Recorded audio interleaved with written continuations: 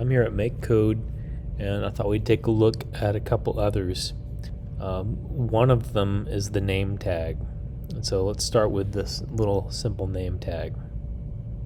So if I click on the name tag, we'll start with blocks. And the goal here is to just scroll our name on the microbit. So we'll hit OK. And this is one of them that has a tutorial along with it. So on the basic, we're going to do show string, and what a string will do is scroll across the screen. We'll drag that down into the forever block. So the forever block is something that keeps on looping over and over again. And then where it says hello, we'll type in our name.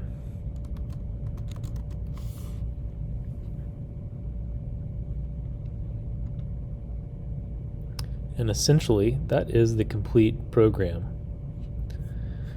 Now you'll see it scrolls here. I can click stop, and then I could hit play again, and then that way it will scroll through.